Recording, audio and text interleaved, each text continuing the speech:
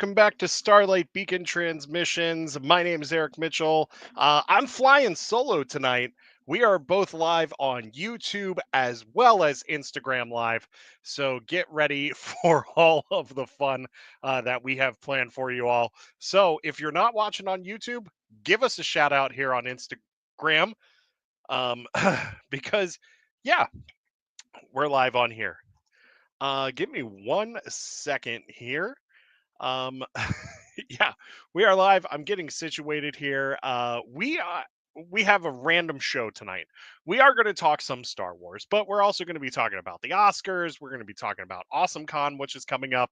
We have so many different topics to cover this evening that yeah, it's just going to be a buffet of topics, a smorgasbord of topics. I shouldn't even say any more food analogies when it comes to our topics this evening, even though I just ate. But yes, it's Saturday night. My name is Eric Mitchell. I am your host. And let's dive into the fun. So, AwesomeCon is just around the corner. Hey, Jackie, how's it going? General Kenobi. AwesomeCon is just around the corner. That is happening April 4th through the 6th in Washington, D.C. We are going to be there. We are going to be attending the convention, not as press, but as regular con goers. But we are going to bring you all sorts of fun stuff from the convention. Um, Star Wars author Zoraida Cordova is going to be there. I have reached out to Zoraida, and we are going to try to get a sit down going. That way we can sit down and talk about Star Wars and talk about literature and all that fun stuff. So looking forward to bringing you that, as well as Timothy Zahn will be there as well. Really excited, looking forward to hanging out with Timothy Zahn again and talking more Star Wars with him. Timothy Zahn is a great writer, just an absolutely great writer, and yeah, I getting to loved getting to talk to him at AwesomeCon a couple of years ago, and just you know just enjoying the time there. So we have that going on. We're going to go through the AwesomeCon schedule here in just a little bit, kind of talking about a few of the highlights. We're also going to highlight a few of the guests as well. So let's talk here. Actually, let's talk guests because there are a lot of guests at AwesomeCon this year in DC. If you are a fan of the 90s Ninja Turtles movies, the live action 90s Ninja Turtles movies, guess what? All of the actors from those movies, all four turtles, as well as April O'Neil herself, um, they're going to be at AwesomeCon this year, and that's going to be a lot of fun. That's going to be really cool. Um, for those of you wondering why I keep looking at this camera and then kind of looking to the side here, we're doing an Instagram live as well as a YouTube live right now. So really just trying to cover all of the bases here and bring this as a multimedia event. So let's see here. So you've got the Ninja Turtles. If you're Blues Clues fans, we have three hosts of of Blues Clues. There is Donovan Patton, Josh De La Cruz, and Steve, the original host of Blues Clues, is going to be there. So that is going to be a lot of fun. If you're a fan of the Goonies, oh man, they've got you covered with that as well. Corey Feldman, Joe Pontoliano, um, Carrie Green, Martha Plimpton, Sean Astin, um, Robert Davi, and the list just goes on and on. I mean, that is going to be a really cool panel. Would love to be. I may even try to attend that panel, and there is a photo op for that as well. Um, Lord of the Rings fans, Sean Astin, Liv Tyler, John Reese Davies, and Orlando Bloom, all in attendance at AwesomeCon this year in April. That's going to be huge. So if you are looking to get your Lord of the Rings fix, there you go. That- That's right there. Fans of Firefly rejoice as we have cast members from Firefly as well. Marina Baccarin, um, Sean Mayer, and oh, that's it. I thought that they actually had Jewel Sati, but I oh, she canceled. Okay, she canceled. So, yeah, if you're a Firefly fan, Morena Baccarin and Sean Mayer are going to be there. My producer just told me that Jewel Sati just canceled. Um, well, maybe one of these years I'll meet her. If you're a fan of the Cornetto trilogy, Shaun of the Dead, The World's End, and my personal favorite, Hot Fuzz. Simon Pegg and Nick Frost are both going to be there as well. That's going to be huge. Also, of course, Nick Frost just came off of Skeleton Crew, which was just an incredible Star Wars show. Um, if you are looking for your Star Wars fix, yes, you've got Nick Frost as well as Ming Na Wen from The Mandalorian, Book of Boba Fett. Um, if you also want to know what else she was in, ER, she was in ER, which was this wonderful show in the 90s, a wonderful medical drama. She was also in Stargate Universe, which was awesome. Hey, what's going on, Brennan? She was in Stargate Universe, which was an amazing show. Um, she was also Melinda May in Agents of S.H.I.E.L.D., as well as Chun Li in the Van Damme Street Fighter movie. And if you are, hey, Fundamentals, thank you for joining us on Instagram Live. So if you are younger than 30 and you want to see a terrible Street Fighter movie, check that one out. What's good? We are live. We're both on YouTube as well as Instagram Live. So we are just hanging out. We're having a good time. We're doing the show on multiple fronts tonight. So we're talking AwesomeCon right now. We're going to talk about the Oscars here in a little bit as well, and we're going to talk about one Oscar movie that I actually watched last night, which I thought was awesome, and I can't wait to jump into that. We have voice actors also at AwesomeCon this year. Christina V, Erica Mendez, uh, Jonah Scott, Keith Silverstein, Max Middleman, Mela Lee, Ray Chase, Robbie Damon, Ross Marquand, Tara Sands, and Wes Johnson. So I'm just gonna pull out, or I'm just gonna highlight a few of these people. Ray Chase was Scott. Hey, hey, hey, what's going on, man? Ray Chase was Scott Summers in X-Men 97. Cyclops is my favorite X-Men character. Like seriously. And the performance he brought to that character was just awesome.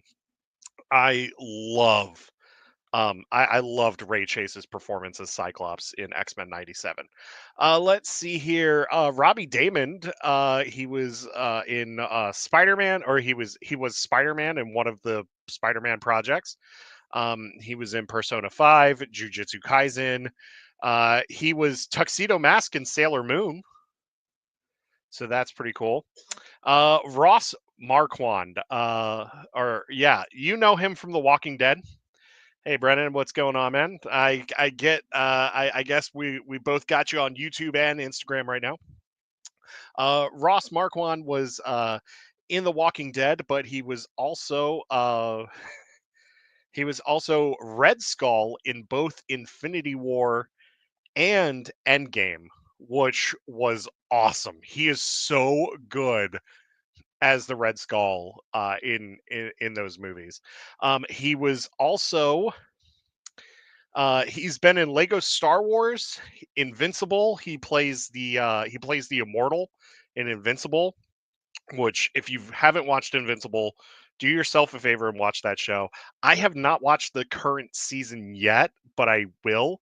Professor Xavier and Red Skull and Infinity Ultron. Yes, that's right. He was. He was Infinity Ultron as well in What If. That is true. Um, and also, he was in Brennan. You may remember this. He was also in the celebrity dating game on the Schmoes No show, um, which was a lot of fun. He did that. He did that for a couple of episodes of Schmoes No. Um, back when that was the thing. Oh, Terra Sands, the voice of Bulbasaur and Jigglypuff in Pokemon.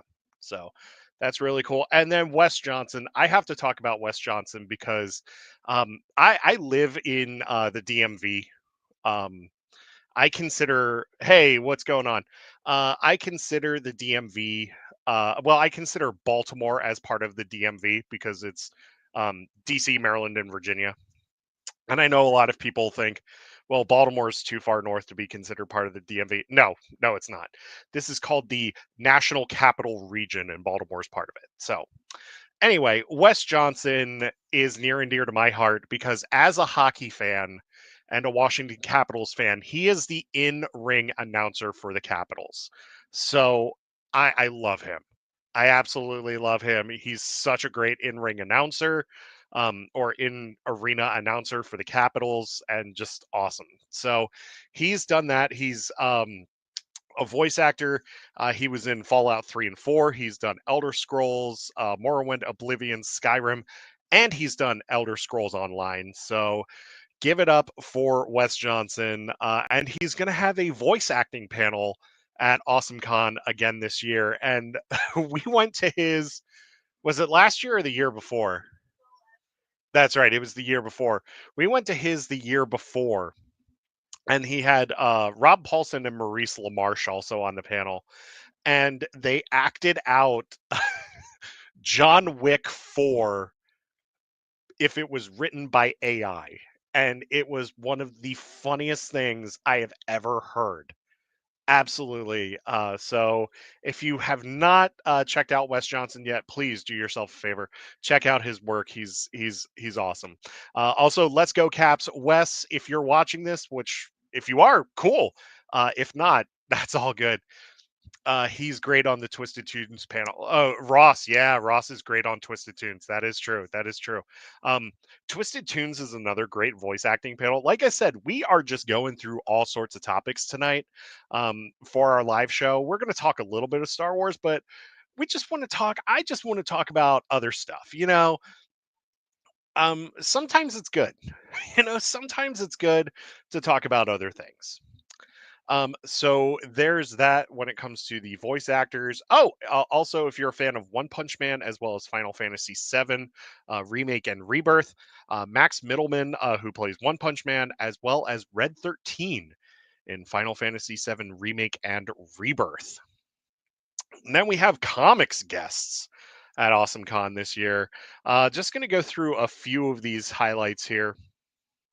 The biggest one, so there's two real big ones, and that's Kevin Eastman, the creator of Teenage Mutant Ninja Turtles, because they're doing a big Ninja Turtles reunion at AwesomeCon this year, which I think is really cool.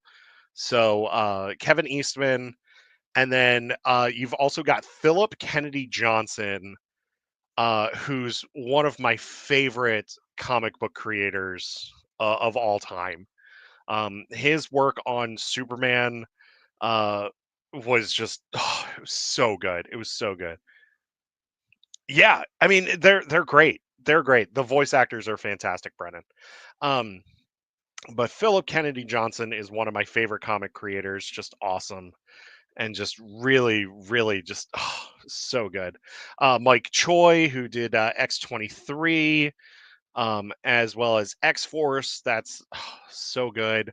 Um, let's see here. Brian Kaiser Tillman, who's actually from the DMV. He's a fantastic comic creator, as well as a great marketer, and he does a lot of interesting panels when he goes to conventions about building up your brand and also learning to not only sell it what it is that you're selling, but to sell sell people on you as well.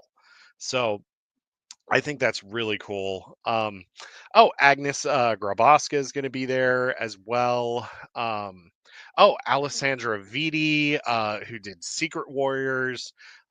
Also did Red Lanterns and Darth Vader. David Mack, who has done a lot of covers, which is really cool. Um, yeah, so many. Oh man, so many amazing artists. And now let's get to the authors because we have a bunch of authors. I mentioned Timothy Zahn and Zoraida Cordova because I love Star Wars books, and Timothy Zahn. I mean, Timothy Zahn is one of the what? Oh, okay. Timothy Zahn is one of the greatest Star Wars authors out there. And then Zoraida Cordova has done amazing with the High Republic, as well as her Galaxy's Edge novel, Crash of Fate, was fantastic. So can't wait to talk to Timothy Zahn again, as well as meet Zoraida and talk to her. Like I said, we're going to try to arrange a sit down with Zoraida. That way we can talk Star Wars and books and all sorts of fun stuff. The author of The Wild Robot is going to be at AwesomeCon as well, Peter Brown, which I still need to watch The Wild Robot before we go to AwesomeCon because I think that will. It was. I've heard nothing but good things, and I want to watch it. John Scalzi from Old Man's War, Red Shirts, Kaiju Preservation Society. He's going to be there as well. So please do, yeah. He's going to be there as well. And then Fonda Lee, who I've heard nothing but fantastic things about. She's going to be there. She did the Greenbone saga. And Brandon Sanderson endorses Fonda Lee, and I love me some Brando Sando. I know he's not for everybody, but I love me some Brando Sando. And so if he's endorsing her, I kind of want to check out her work. So yeah, I mean that, and then we've got cosplay guests, and then one of the cool things about AwesomeCon is they do have a lot of children's programming as well. Um, and they are doing a Bluey dance party, which I'm getting to that here in a few minutes. So let's see here. So they've got a lot of author signings throughout the weekend. So we're going to go through some of the highlights for the schedule for AwesomeCon, and then we'll move on here. So Peter Brown, the creator of the Wild Robot, um, he's going to be signing on Friday, and then there's this awesome panel, or it's called the art. Well, it's a signing called the Art of World Building, in which Timothy Zahn's going to be there with John Scalzi, Fonda Lee, Zoraida Cordova. Zoraida Cordova is going to be at a signing called Horny on Main. So yeah, that's going to be interesting. I won't go to that one with a Star Wars book, even though there's some tension in Convergence. Um, there's there's some tension in Convergence. Um, but yeah, yeah, it's there's a fantasy meetup, a science fiction meetup, adventures and writings for kids. There's a horror meetup. Um, just for author just for authors. Like these are horror fans, science fiction fans, fantasy fans. Um, all meeting up in their various costumes and stuff. Which I will say this: book cosplayers do exist. They do, and they are damn good at what they do. They are damn good at what they do. Yeah, yeah. So my sister-in-law did a Shadowhunters cosplay, which yeah, that was a book. Of course at Dragon Steel, which is Sando's convention, tons of different cosplayers, whether it be for Mistborn or Stormlight Archive, even Defiant, and all of these amazing creations. So many literature cosplayers out there, and it's great. It's absolutely great. Then we have AwesomeCon, AwesomeCon Junior, which is all the children's programming, which is wonderful. AwesomeCon does some amazing children's programming. There's DC Public Library story time. They have Saber Guild Kids lightsaber training. Hey Spike, how's it going, bud? Um, they have a Disney sing along going on. Um, they have kids cheesy line reading. You can meet astronauts and stuff as well. And then the highlight on Sunday for the kids programming is going to be Bluey's Dance Mode Party, which I'm going to say this right now. I love Bluey. It's a great show. And you know what? I love Bandit, the dad in Bluey, because he commits to every bit, and I love it. So I may actually have to see this dance mode party. Just stop by.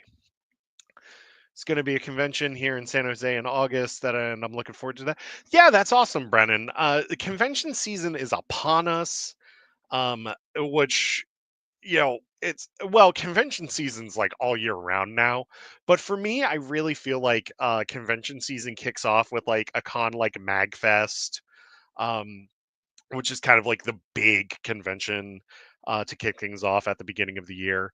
And then like Farpoint for me is the kickoff to my convention season, which I'm only doing three. Yeah, I'm only doing three cons this year. So I did Farpoint in February, which was absolutely fantastic. I had a wonderful time doing Farpoint. And then we've got AwesomeCon coming up in April, and then my con after that will be Ocean City Comic Con in December. But if I can swing Baltimore Comic Con just for the day, I'll try to get down for that. But if not, it's all good. Let's see here. So all of those things that I talked about with the kids programming, that was just in the movement zone. There's also workshops where there's STEM programming. There's all sorts of stuff. There's cartoon programming, comic book programming, just incredible things. And our friends over at Artway Alliance are going to be doing some programming as well during AwesomeCon Junior, which if you've not checked out Artway Alliance, please do yourself a favor and check out Artway Alliance. I will actually post the link here in the chat because they are this incredible they're just this incredible charity and organization that does everything to bring the arts to not only children but to people of all walks of life. And it's not just art, it's writing as well, it's video game designs, it's cosplay, it's all sorts of things that this wonderful organization does. So do yourself a favor, check out Artway Alliance, and if you can, donate to their programs. If not, build them up on social media and everything because it's really cool. And then we've got the AwesomeCon merch booth, which there's pin trading. Um, so they have cosplay meetups as well. Friday, there's sports teams, Rocky Horror Picture Show, Hunter x Hunter, Lord of the Rings, and cosplay meetup, FPS games, Overwatch, Call of Duty, Halo, Battlefield, Doom, and more.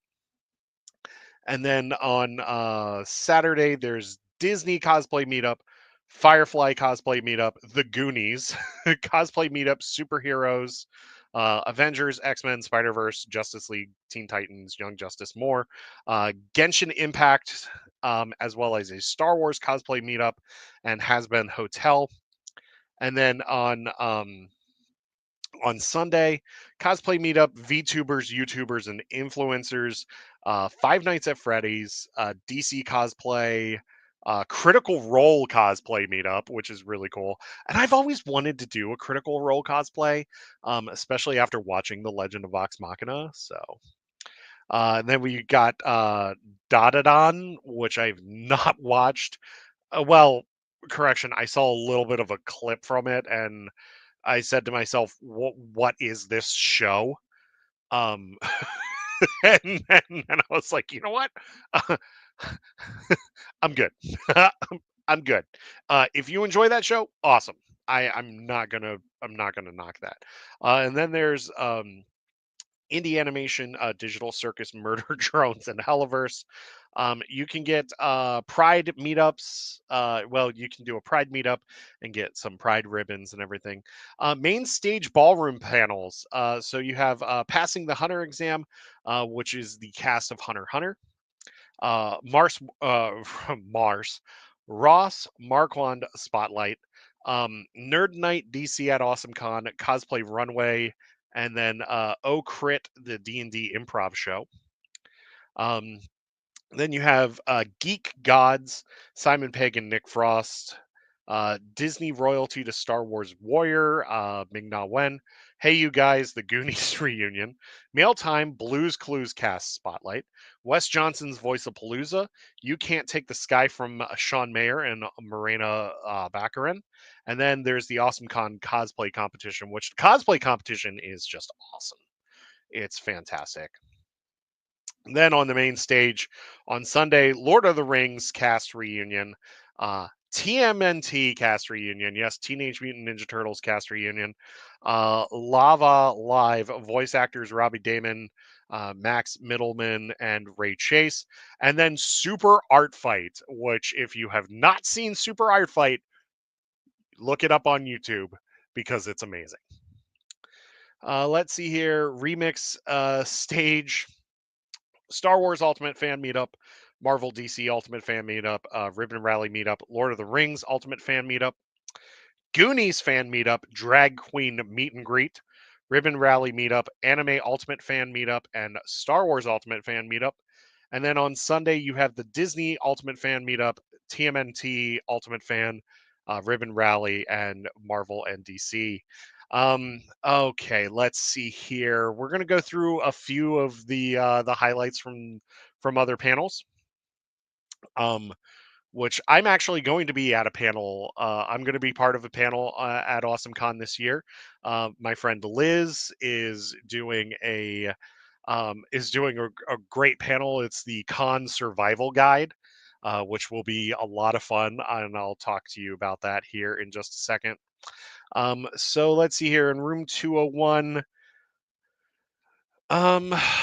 50 years of Rocky Horror. Let's see here. Um, Popping the biggest bottles, celebrating queerness in animation, which is really cool. It has pockets, a guide to functional cosplay. Meet the 501st. Let's see here. Pokemon Pride, establishing the store-bought cosplay. Let's see here. Room 202, categories for nerds. Can you name that movie? Actually, fandom trivia. Geeky Family Feud After Dark. Anime Jeopardy. No, I could not do that at all. Saber Guild Lightsaber Show. All new, all different cheesy line reading contest. You have some cheesy lines to read. What have I got myself into? An 18 plus game show. Multiverse Got Talent, Marvel Family Feud. All right, here it is. Emergency, a con survival panel, which I'm going to tell you right now. And this is my friend Liz Scott that's doing it. My wife is actually going to be on this panel as well. And we are just really, really excited to do this. So if you are attending AwesomeCon, this is going to be in room 204 on Saturday, April 5th, 11 a.m. And it says, still new to cons, new to cosplaying, maybe this is your first big multi-day con. Come learn some quick, easy con survival tips to help make things run a lot smoother. Presented by persons who have been doing this for quite some time.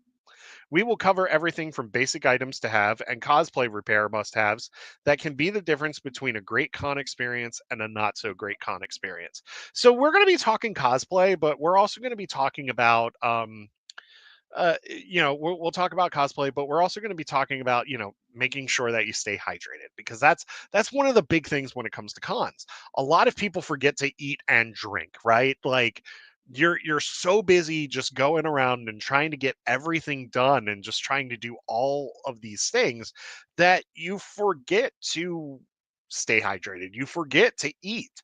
So that's one of the big things is staying hydrated, and also making sure that you have food in your system so that you can keep going, so that you can make it to that next panel, so that you can make it to that next meetup. um, it's just one of those things where you have to pace yourself at cons. We're going to talk about that. We're going to be talking about not blowing your budget at a con as well. If you're there for all 3 days, you got to pace yourself. You got to pace yourself when it comes to your budget. And of course, if you're only there for the day, you have to budget for what it is that you want to do on that specific day. If it's going and getting autographs and photo ops and everything, you need to budget for that. That's one of the big things that we're going to talk about with this panel as well. It's going through all of that. And if you need a refresher, if you've done cons multiple times but you need a refresher, and all of that, we got you. we we got you. So come and join us for a fun con survival panel. We're gonna have a great time. That's going to be on Saturday, April 5th at 11 a.m. Let's see here, what else here. There's the return of the toys that made us, setting up the setting, creating a custom world for your D&D campaign. um You've got the film festival going on as well. AwesomeCon has a film festival all weekend. Um, there's all sorts of stuff. Teenage Mutant Ninja Turtles: A Comic History, a crash course into the Old Republic for Star Wars, which is going to be happening on Sunday, April 6th. Let's see here. In room 206, you've got the Art of World Building, which is great. Um, from EPs Dwayne Johnson, Brian Volquist, and Danny Garcia, RoboForce. Comfort reads for when the world is on fire. I think we all need some comfort reads right now. Don't you think? A writer versus author. Awesome Mania, the pro wrestling fan panel. Uh, let's see here. Crash Cats making a hit game, creating community, plot and pacing. We have all sorts of fun stuff. From Middle Earth to Mars, how maps bring meaning to our worlds, which I think is really interesting. Welcome to Potions 101. Galaxy not so far away, building life on new worlds. Hey, you guys, guess what I saw on TV? Let me see here. All in Star Trek exploring fiction and reality. Uh, this is really cool. Street Pass Love Nintendo DS fan meetup. How many of you had a DS and had Street Pass? That's all I'm going to say. If you know what Street Pass is, that was some good stuff. That was a lot of fun. That was a lot of fun. Adult lightsaber training, cosplay and fitness workshop with Geeknasium, martial arts posing for a cosplayer, the Zombie Wellness Project, live Marvel cardio workout with Geeknasium, science fair demo stage. You've got air pressure demos with a potato popper vortex cannon, liquid nitrogen demo, dry ice demo, chemical reactions, acid base reduction demos. So you have all sorts of stuff going on. There is author programming, cosplay programming, science programming. There's even a gaming schedule, which we're just going to go through some of these highlights here. You can do an escape room if you want to. You need to get a lightsaber. Okay. Spike, are you going to AwesomeCon? Because if you're going to AwesomeCon, we need to meet up. That way I can take you to a really good lightsaber booth. Um, yeah, it's um, it's Ultra Sabers. I highly recommend Ultra Sabers, and that goes to all of you as well that are watching on YouTube. If you're watching on Instagram, if you're watching on YouTube, go to Ultra Sabers. They're an amazing lightsaber company, and they do some awesome stuff. And you don't have to get a lightsaber that has sounds. You can just get Yes, you can just get a lightsaber that just lights up. And then they've got the dual blades on it. They've got the dueling blades on it. Um, so you can it's ready to go for combat. They do a lot of combat sabers, which is really cool. I have an Ultra Saber. I also went to Disney and built a lightsaber last year, which was a lot of fun. But you know, it's expensive to build a lightsaber at Disney, and it's expensive to go to Disney, um, because it's just super expensive. And let's face it, it's just expensive. So Ultra Sabers has a lot of reasonable price sabers as well. So definitely check out Ultra Sabers. Um, when it comes to the gaming, they have a lot of RPGs.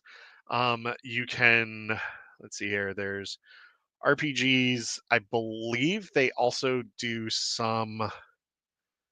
Uh,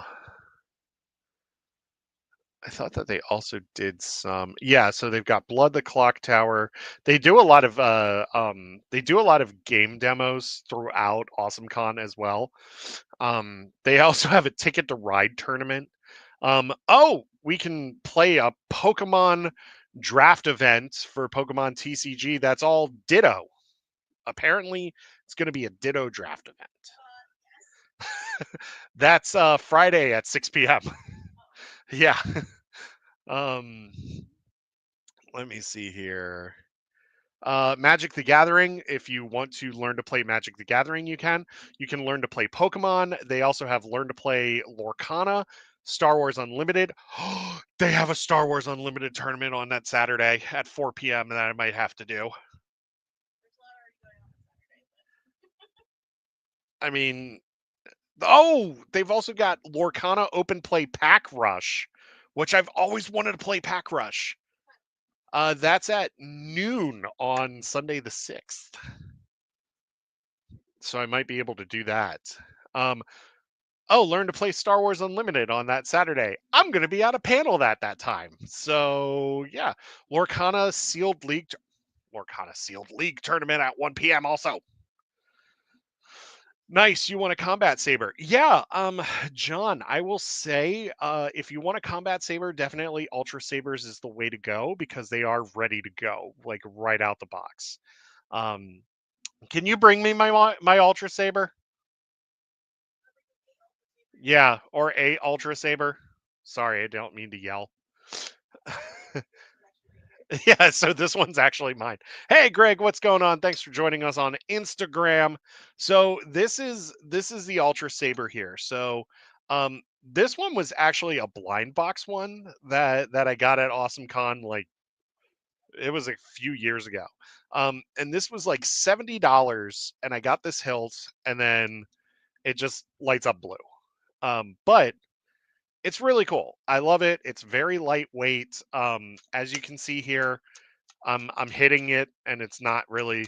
We up in here, stopping by to show support. Got to get back to the chores. Good sir, miss you in our RPG. Greg, I miss you too, brother. I miss you too, buddy. We're gonna get together soon. We're gonna get together soon. So yeah, this is the Ultra Sabers. So you can see like they all have unique designs, and you can get ones that do have sounds as well. So thanks, man. Thanks. So there is all of that. So yeah, let me see here. And then you've got Magfest Indie Developer Showcase going on. They do have some video games as well. Console free play. There's a Dragon Ball Sparking Zero tournament. So if you are into Dragon Ball Sparking Zero, they have a Mario Kart 8 tournament. as well as a Super Smash Brothers Ultimate tournament, which you do have to get separate tickets for each of those tournaments if you do want to play in those tournaments at AwesomeCon. They also have a Pokemon video game tournament, Street Fighter 6, Guilty Gear Strive, and then it goes on to the other. It goes on to like the finals and stuff. If you want to paint miniatures, AwesomeCon's got you covered this year. I know a lot of people love going to conventions and painting miniatures. I wish I had the patience to paint a miniature. Otherwise, I would take some miniatures with me and paint some. So, if you're into painting miniatures, that's really cool. They are separate ticket events, though, so you do have to check in and find out how to do that. So, we've talked a lot about AwesomeCon. It's coming up. We're going to be talking more and more about it as we get closer to it. Because we want to hype this up. This is a really fun convention. There is still time to get your tickets and arrange your travel for the weekend. I know that they were still doing the hotel block giveaway at one point, and that ended this week, so never mind. And then prices do go up for the con in a week or two. So if you want to try to come to AwesomeCon, get your tickets now, set up your travel, all of that, because it's going to be fun. All right.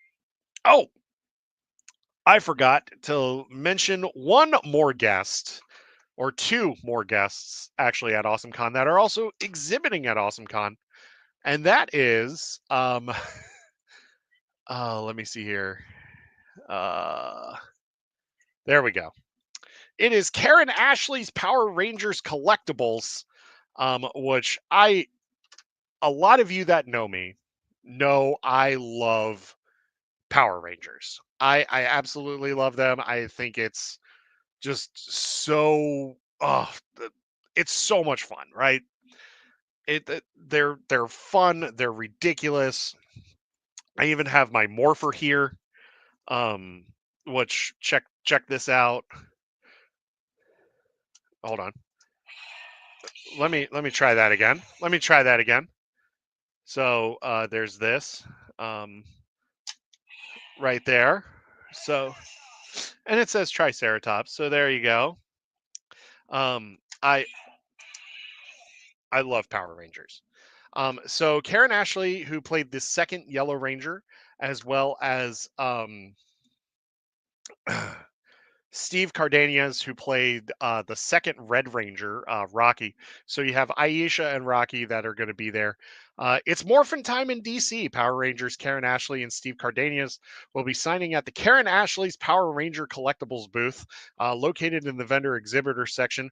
We will be there all 3 days. Autographs, photos. Also, Karen will be bringing custom Power Ranger merchandise, morphers, communicators, coins, pins, t-shirts, all Ranger colors will be available. Come and morph with us. And man, so I have a little bit of a Power Rangers shrine behind me. It's like on one of the lower levels of my shelf. Um, in which actually let me just try to not knock this over. Okay. So I've been collecting the Boom Studios run. Um, and this is Shattered Grid. So this was a huge event that they did. Let me see here. Oh, okay. So this one I actually got signed. This is a Black Ranger cover here. And I'm actually, whenever I meet a Power Ranger, I try to get them to sign this cover because I think it's really cool for them to sign sign what ranger they were. So I got the uh Mighty Morphin Alien Ranger, the black Mighty Morphin Alien Ranger, to sign this one when I met him at Ocean City Comic Con. And then let me see here, there's pink. Excuse me real quick. Oh, cool. So I can get Karen Ashley to sign yellow. Oh, and then I met I met Time Force Blue. So I had him sign the Blue Ranger page here. And it's really really cool. So I'm having fun getting Shattered Grid here signed because it was a huge Ranger event, and all the Rangers were represented at one point. Another one goal that I have here is I want to get. Um, I already got this signed by Kyle Higgins, but I want. Excuse me, real quick. Trying not to run over my mic cord here too. Um, which, like I said, we're doing this live, so it's crazy. But I have these. I have two of these deluxe editions that Boom did. This is the year one deluxe edition that I got signed by Kyle Higgins. Well, my friend Liz, who I'm doing the panel with, got this signed by Kyle Higgins at Baltimore Comic Con. Um, sorry, I'm a little out of breath here. I apologize. But I want to get these signed as well because I think it would just be really cool to to get them signed, like like these pages here and everything. So we'll see. But I am gonna take the Shattered Grid trade paperback with me, and I knocked down one of my Lightning Collection Rangers. That's fantastic. And I just knocked down my other Lightning Collection Ranger. I'll fix them later. Joys of doing it live, right? All right, let's move on here. So, I want to talk about the Oscars real quick. And I want to talk about I actually saw one of the movies, finally saw one of the movies nominated for Best Picture last night. I rented it. And that was Conclave. And let me tell you something. That movie was awesome. That movie was so good. And I can't believe it took me this long to watch it. Um, my dad saw it when it came out. When my mom and dad were visiting and visiting myself and some of their friends, and my dad went with one of his friends, and they saw it and they were like, "Yeah, it was really good. We can't talk about it, but it was really good." And then I said, "Well, why can't you talk about it?" And they said, "Well, because if I talk about it, I'll spoil the ending." That ending is mind blowing. That ending is, oh my god, that ending is so good. Conclave was so damn good. Um, and honestly, I only saw two movies that were nominated for Best Picture at the Oscars. And that was I saw Conclave last night. And then I saw Dune Part Two, which Dune Part Two was awesome. Right. I loved part one and loved part two. I thought part two was just beautiful. I thought it was just fantastic. I thought the acting was incredible. The visuals were great. The sound was great. The story it told was fantastic, and actually, for the most part, stayed true to the novel, which I thought was fantastic. And I'm going to keep saying fantastic. I don't care. Um, but I loved Dune Part Two. Loved Conclave. I did not see Wicked. My wife did. She loved it. She thought it was fantastic. Thought Cynthia and Ariana were wonderful in it. She loved the music. She thought it was great. I did not. So yeah. Honora won Best Picture, which I'd never heard of it. And we're gonna get into this here. We're gonna get into this here in a few minutes. So yeah, Honora won Best Picture. I'd never seen it, never heard of it. Um, but I will say this.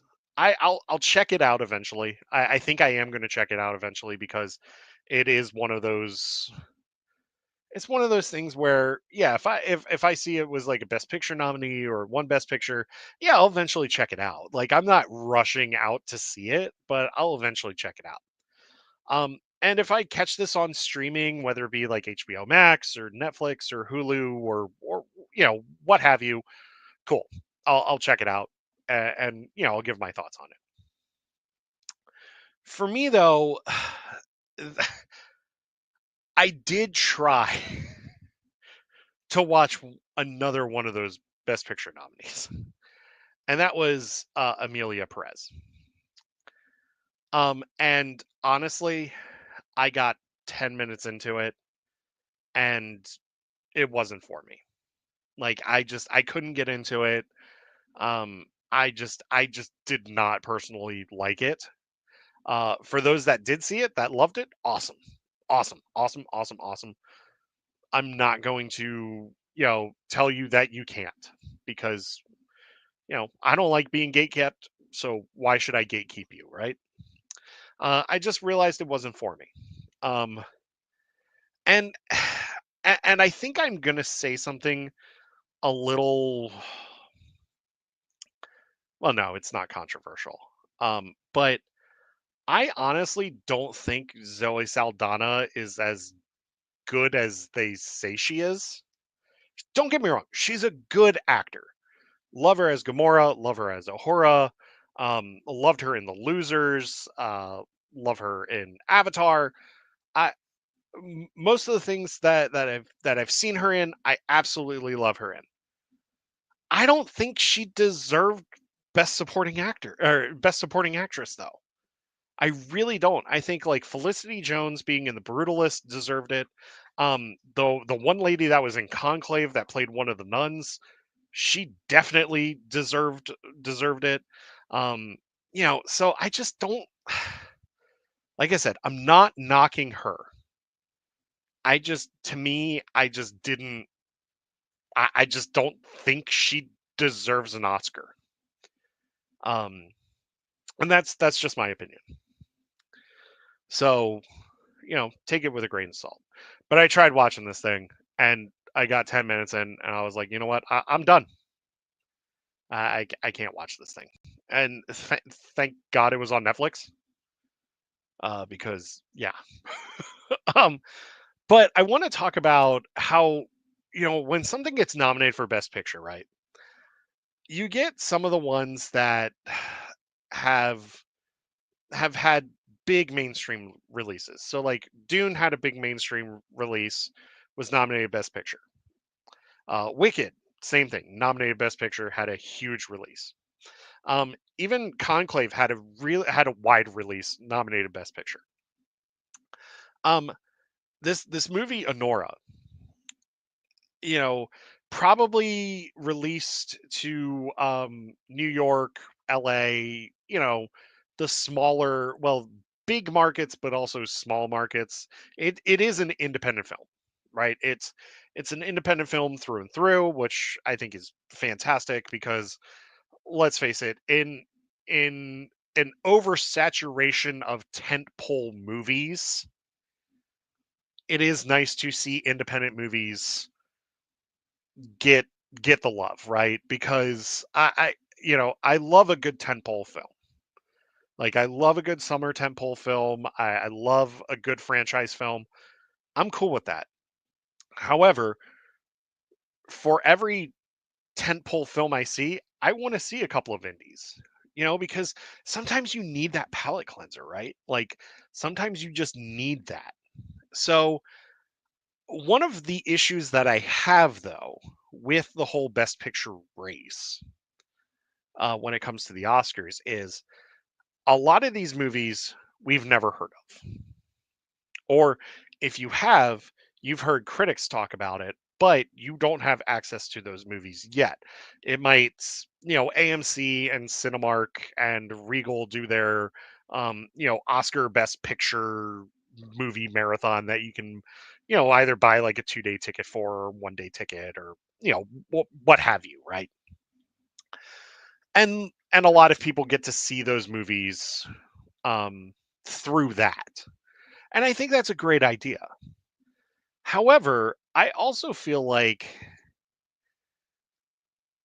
people need to know what these movies are before the Oscars come around because a lot of these movies will hit streaming like right before the Oscars and it'll be like, yeah, this is nominated for Best Picture. Well, how come I never heard of this?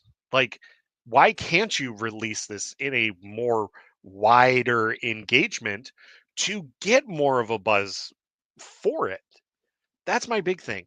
I think when it comes to smaller movies, they should get more exposure.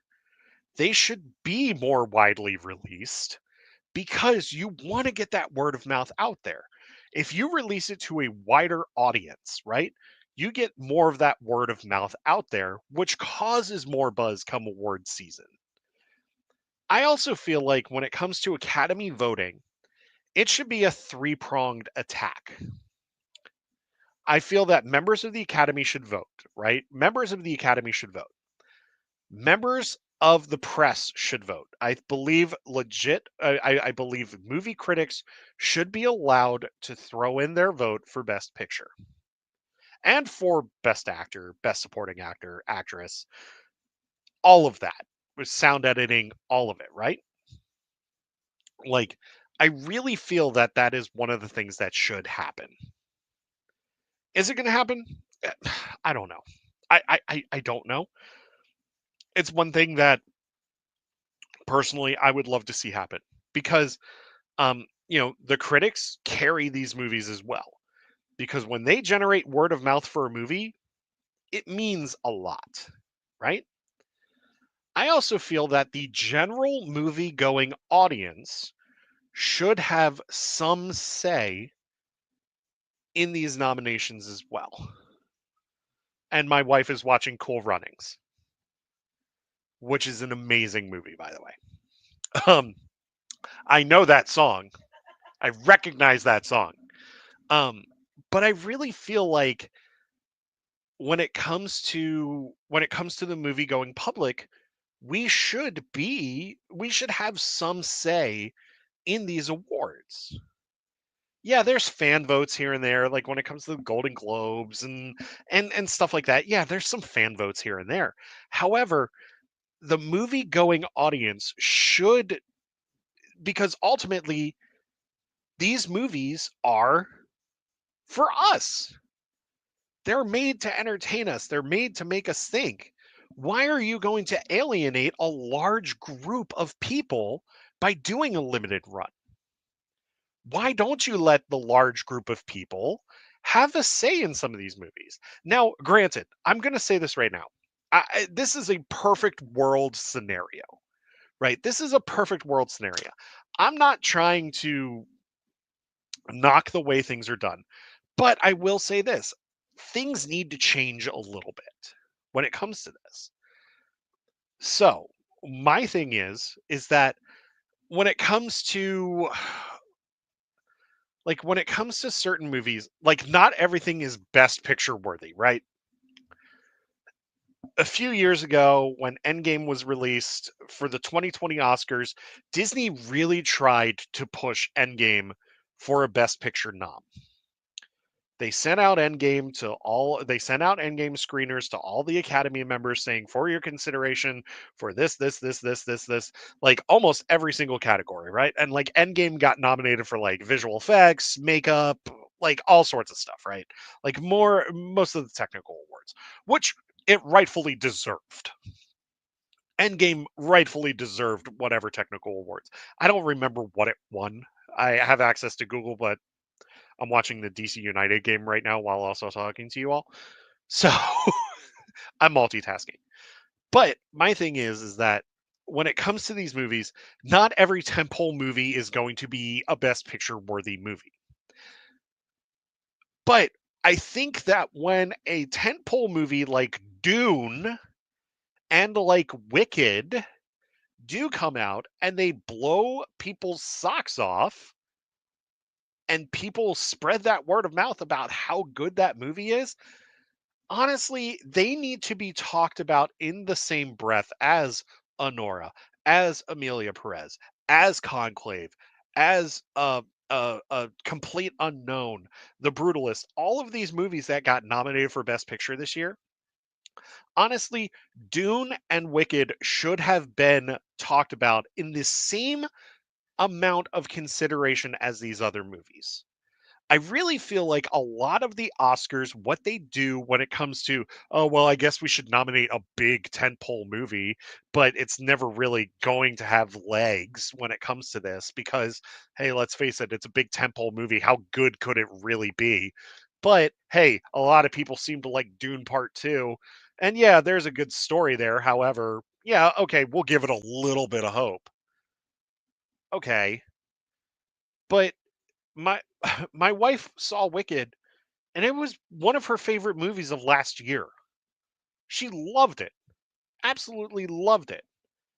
It should have been considered.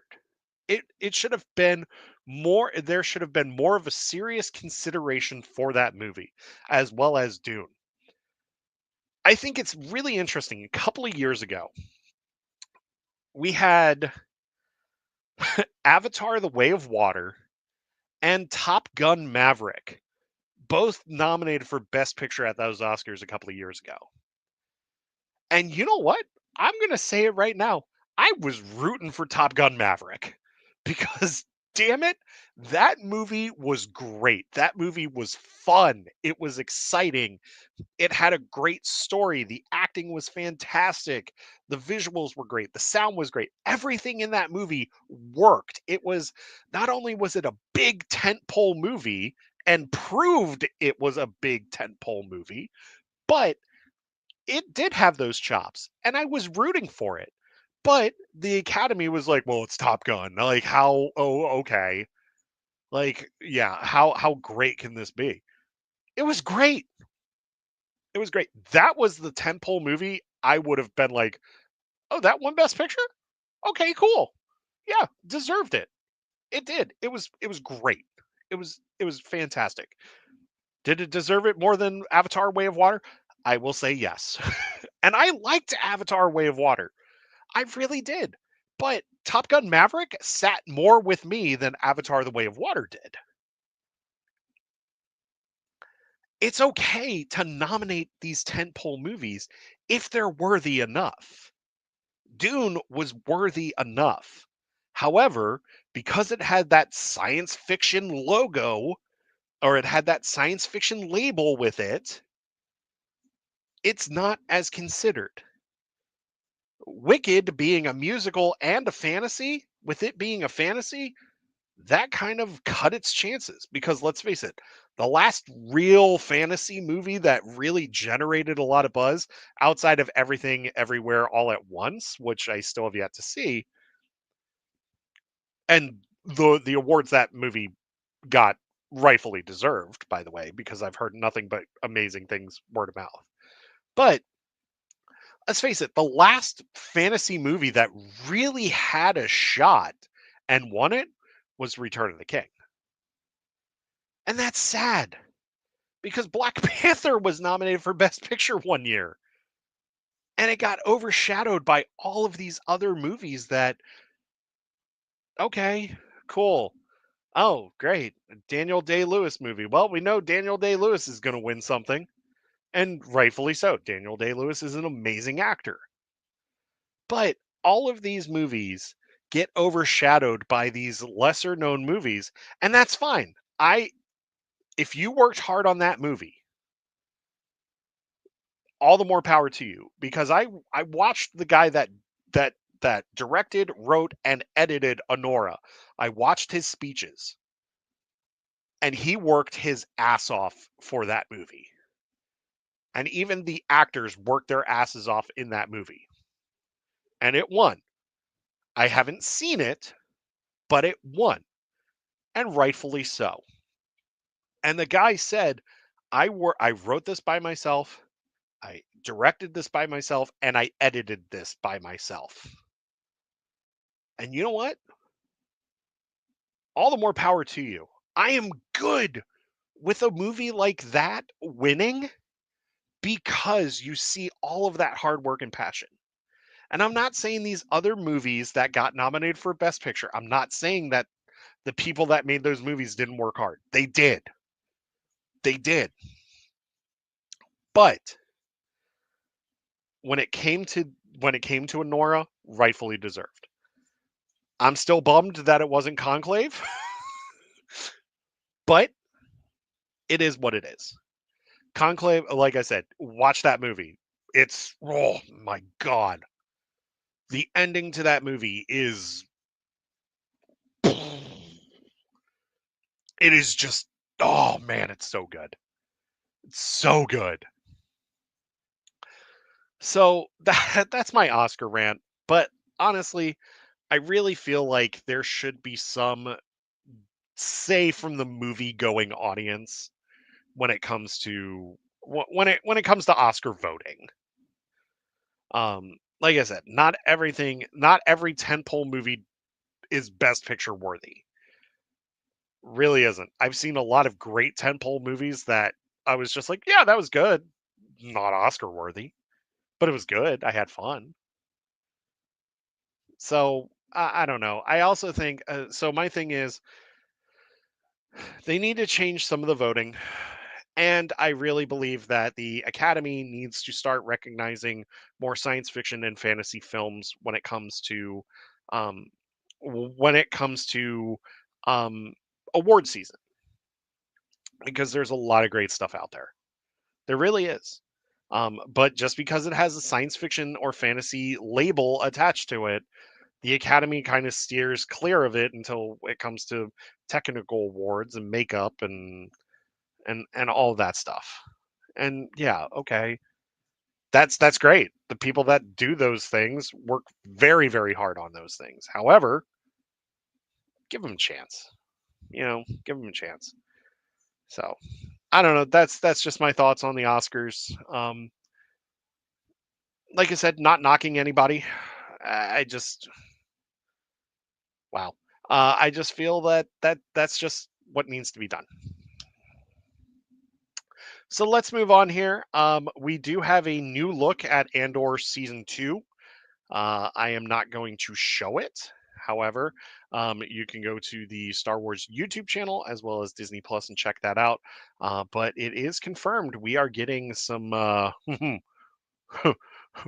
We gonna get some crazy stuff in this season. That's all I'm gonna say about that. Andor is one of my favorite Disney Plus Star Wars shows, and I can't wait for season 2. I think it's gonna be fantastic. Um, I really wish that they had spread this out into 5 seasons, but they decided to do 2, and that's cool. I'm not going to complain. I'm just going to enjoy it, and I'm going to go along for the ride. So, you know, that's that. Let's see here. What else? Oh, when it comes to video games, brand new game came out yesterday, or no, 2 days ago, actually, 2 days ago. The team that brought you It Takes Two came out with a new co-op adventure called Split Fiction, which I still need to check out. My wife and I are well, we started playing It Takes Two. We've taken a break, and then we may try it again this weekend, or we may wait until after AwesomeCon to really dive into It Takes Two. But if you have not played It Takes Two, do yourself a favor and play that game. It's fantastic and wonderful. And Joseph Ferris and that team over at Hazelight, um, oh man, they just knocked it out of the park with that. So if you're looking for a co-op adventure, um, definitely check out It Takes Two. Check out Split Fiction because I've heard nothing but great things. I am trying to avoid any and all game streams with that thing because I want to play that game and go into it with little to no information at all. I just want to enjoy that story and just have fun. Um, and I still need to play A Way Out also, which is a prison break game, but um, which hopefully I will do very soon. So if you're on Xbox, hit your boy up and we'll we'll play some games. that's that's all I'm gonna say. I've not gotten it's Split Fiction. I have not gotten Split Fiction yet. I will soon, and I plan on playing the hell out of that. Right now, I'm actually playing Alan Wake 2 on PlayStation 5, and I got to tell you that game, whew, it's good, but it's uh it's a little intense, and I can only play it in small increments. because there's just a lot going on with it. Um, and yeah, but Alan Wake 2, highly recommend. It was nominated for Game of the Year last year, or no, 2 years ago. It was nominated for Game of the Year 2 years ago. Um, we don't talk about the game of the well, we don't talk about one of the Game of the Year award nominees from last year, which was Elden Ring. We don't talk about that because I'm going to say this right now, and if this makes a few people angry, um, DLC should not be nominated for Game of the Year. Just saying that right now. Yes, I get it. It was a whole new expansion to Elden Ring, and it was just as long as the base game. I totally get it. However, DLC should not be nominated for Game of the Year. Um, the game that won Game of the Year deserved Game of the Year, and that's Astrobot, which I have watched countless streams for. I played Astro's Playroom on the PS5, loved it. I am hopefully going to be getting Astrobot via GameFly very soon so I can dive into it. But Astrobot deserved it. I watched a bunch of gameplay footage from that, especially the PlayStation Access streams, and that game rightfully deserved Game of the Year because it was just a wonderful experience through and through for a lot of players, um, and that to me is a good thing. Um, we do have some more gaming news here. It looks like as of now, The Last of Us Part Three um, is actually kind of on hold right now. You do have Neil Druckmann as well as a lot of other people, um, you know, working on the TV show for HBO. The new season's about to start, so you have that going on right now. Um, which Neil Druckmann and the Naughty Dog team are also working on Intergalactic, which is their new game that they announced back at the Game Awards in December. So, yeah, I can see why The Last of Us Part 3 is kind of on hold right now. I have not played Part 2. It's somewhere on my list to eventually get to. Um, I will say this right now. I played Part 1. I enjoyed Part 1 for the most part. However, this is gonna sound a little weird, but I think it's overrated. Honestly, I think the game is highly overrated. And that's just me. Plus, I just don't like zombies in general. And I get it, they're not zombies, they're infected with fungus. Like I get it, I get it, I get it. However, a zombie is a zombie. If it looks like a duck and sounds like a duck, it's a duck. If it looks like a zombie and kind of sounds like a zombie and transmits its disease like a zombie, guess what? It's a zombie. So just saying, you know, um, and I hate to say that because I know a lot of people love that series, and that's awesome. Like if you love that series, if you think those games are incredible, that's great. And you love playing those games, that's awesome. Like I am not going to knock you for playing those games. Like I said, for me, I just can't get into them. I just really can't get into them. For me, the perfect Naughty Dog game, it's Uncharted. I love Uncharted so much. I love all four, well, all five of those games that I've played, because I didn't have a PS Vita, so I couldn't play the Vita exclusive. Um, but I've played 1 through 3. I played 4, and then I also played Lost Legacy with Chloe and Nadine, and that oh my god, that game was awesome. That game was just so much fun.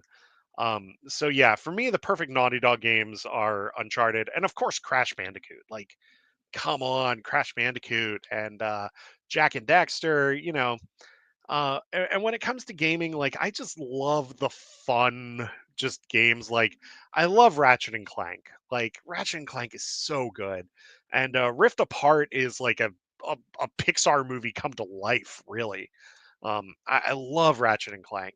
Um, I love Spider-Man. What Insomniac has done with Spider-Man, with Spider-Man 1 and then Miles Morales and Spider-Man 2, all three of those games are fantastic and fun and emotional. I was on Instagram the other day, and I saw a clip from the end of the first Spider-Man game. And spoiler alert if you have not played this game. Um, but I will say this: it's a scene where Aunt May is dying, and Spider-Man's by her bedside, and she's like, "I'd like to see my nephew, please." And Peter's like, "You knew?" And she's like, "I knew this whole entire time." And like he takes off the mask, and they just have this face to face moment, and they're both ugly crying. I'm ugly crying. And then excuse me. And then I showed my wife. I sent her that clip, and she's like, "I haven't even played this game, and I'm ugly crying." And oh man, like that just goes to show you just like the power that these games have with storytelling as well. Like it can be a fun game, and Spider-Man was fun, and Miles Morales was great. Like a Spider-Man game set at Christmas time. How could you not love that? And going through a shopping mall on a rampaging rhino, like come on. Like that was just awesome. And the Miles game told an emotional story as well. So I love the fun games. I love serious games too every once in a while. Like Alan Wake is very serious, but I have encountered like a lot of funny things. Like I did the first Night Springs episode, which was just fantastic. It was so stupid and funny at the same time. But I loved it so much.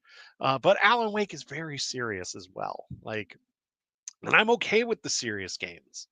They're great every once in a while, but for the most part, I just play to relax. I play to have a good time. Like today, I played Sea of Thieves and I just fished because the Hunter's Call expansion's like going on. And I went on a few fishing trips and caught a bunch of fish and then sold them in Sea of Thieves. And that was fun. I had a great time.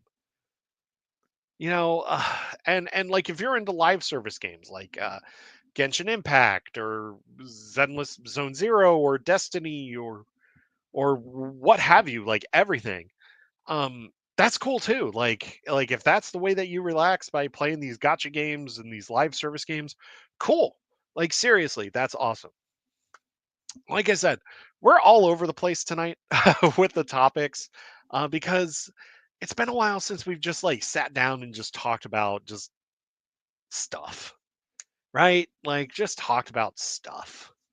Um, I won't bore you with sports as much as I want to, but but I won't bore you with sports. But I love gaming. It's fun, and it's a great way to, um, it's a great way to unwind. I also love building Gundam model kits. I love building Lego. I love reading. Like I'm going through book 2 of the Wheel of Time now. I just started book 2 of the Wheel of Time, and I got to tell you, I loved book 1. I thought, "Oh man, The Eye of the World was fantastic. I love that book. I thought it was great." Um I just can't believe it took me so long to read it. like um I it took me getting into Brandon Sanderson to actually read The Wheel of Time because a lot of his stuff is heavily influenced by Robert Jordan and Tolkien and all of these incredible writers that have come before. And Sanderson even finished The Wheel of Time for Robert Jordan after Robert Jordan passed away. So it's just really cool to dive into this other fantasy world and just like enjoy the world building, and there's a lot of great action and the characters are fantastic and there's a lot of just great moments. The villain is really freaking creepy too, which is great. Like you need a great villain, right? Like you need a great creepy villain sometimes in these fantasy stories. It's awesome. So, I loved book 1. I'm on book 2 right now. Love that. Comics wise, I'm currently in the middle of volume 2 of Nick Spencer's Captain America run. I'm in the Secret Empire event now, which I won't get into that because it's very it's very heavy. Especially like with it's very it's very heavy with like especially like with what's going on in the world right now. Um, but it's good. Like it's worth the read. It really is worth the read. It's oh man, it's so good. Um, so I'm reading that. I read Legacy of Vader #1, love that. Read Bad Batch Ghost Agents #1, love that. Currently trying to get caught up on all of the X-Men books, which I'm a big fan of X-Men. I love them I've loved them ever since the 90s. X-Men the animated series represent. Um, and I love the Fox X-Men movies for the most part. There there were a few where I was like, "Oh, why did you make that?" But for the most part, I enjoyed those movies. Um, but it's all of these things. Also, let me post a link to our Discord. If you have not joined our Discord, please do so. It is a lot of fun. I'm posting that in the YouTube chat. And I'll be posting a Discord link on Threads later. So if you're watching on Instagram, don't worry, I got you covered as well.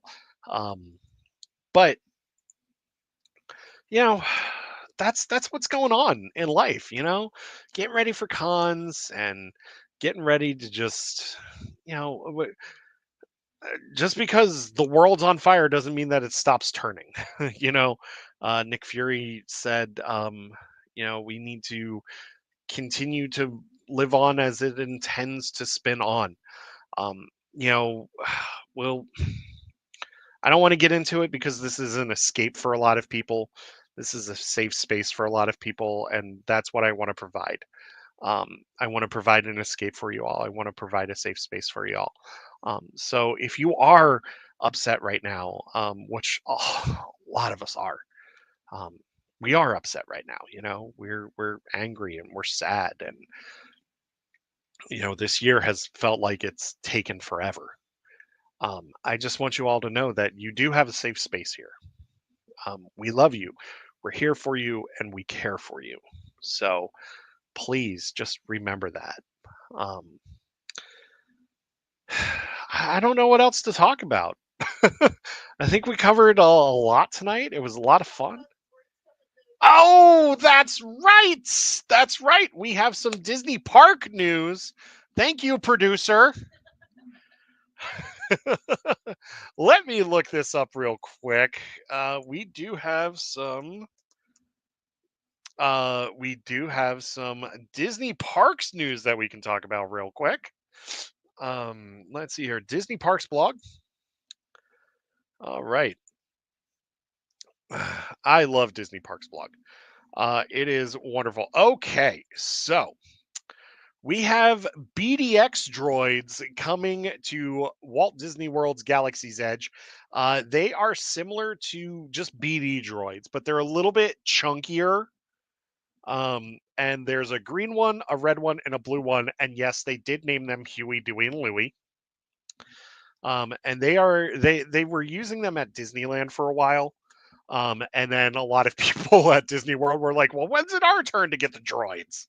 And now they're like, "Yeah, they had them last year for Season of the Force." And then they're going to be bringing them to Disneyland or Disney World this summer. So if you are going to Galaxy's Edge at Hollywood Studios this summer, you will be able to see the droids, which is fantastic. Another thing that's coming next year, Millennium Falcon Smuggler's Run is changing.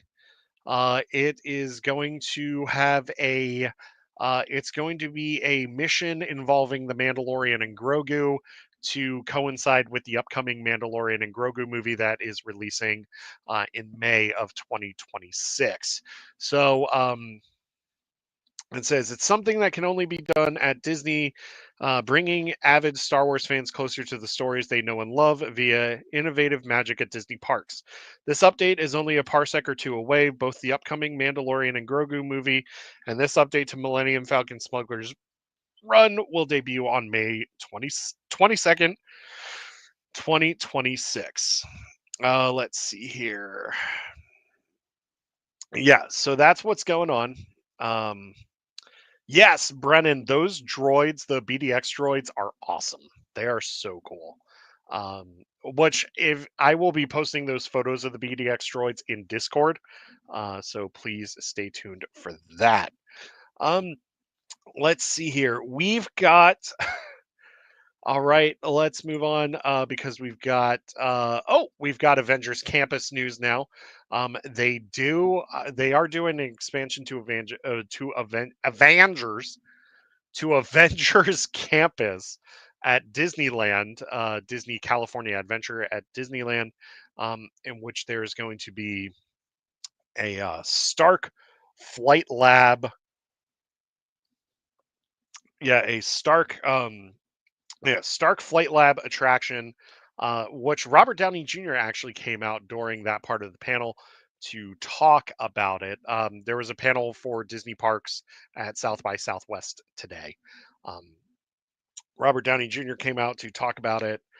With thunderous applause, Robert Downey Jr. made a surprise appearance at South by Southwest, calling the Imagineers working on these new experiences the living embodiment of the Stark Enterprise's mission statement. The curiosity, the passion, the inventiveness, and the occasional flair for the dramatic, most of all, a drive to put something good out into the world to make life better, at the minimum, more fun by a mile.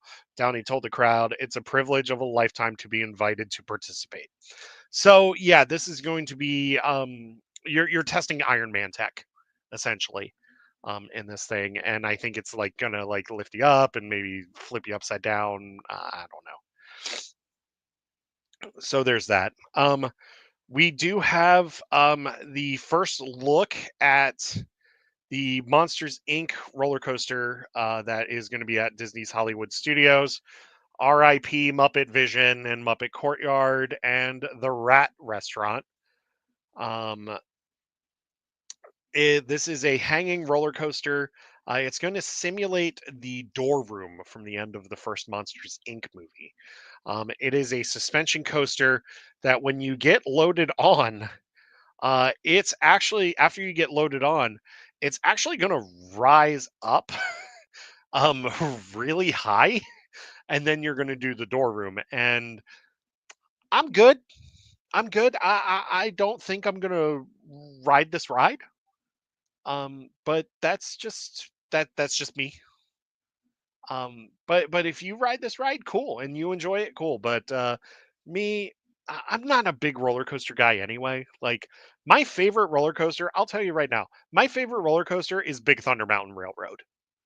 I love that roller coaster because it's great. It's simple. It's fun. I also love Slinky Dog Dash. I think Slinky Dog Dash is pretty cool too. But I love Big Thunder Mountain. That's my go-to coaster. But if you want to ride this ride, if you're excited about this ride, that's awesome. Cool. And then finally, we have a look at the brand new Cars expansion coming to Magic Kingdom, as well as the Cars rides that are coming to Magic Kingdom. Um, one of the rides is going to be an off-roading experience that's going to involve Lightning McQueen and Mater, I think. And it looks fun. You're going to do some off-road racing, some mountain racing, all that stuff. Um, I'm going to say this right now. I am a huge fan of Cars. I love those movies. Um, I will say this: Cars 2 gets a bad rap. It does. It's not as good as the first one or the third one, but it's still fun. It's still fun and it has its place. Um, I even love Planes. Like I love the two Planes movies that are Cars spin-offs. I think they're fun. I think they're fun, they're great, and they're just I love them. I absolutely love them. In fact, behind me on the lower shelf, I have a whole Cars shelf in which I'm slowly collecting the cars that I like. I have way too many Lightning McQueens right now, but I don't at the same time. But I love those movies. I love I loved Cars on the Road. I thought that that was great. And like I said, I loved Planes. I thought Planes One and Planes Two were fantastic. And I'm excited for Cars. I really am. And I'm excited to see that expansion happen at Magic Kingdom. Um, I will say this right now. I am there. There's one expansion I'm not happy about that's going on at Disney World. Um, and that is them getting rid of Dino Land. They tore down Semenosaurus this week. It is very sad.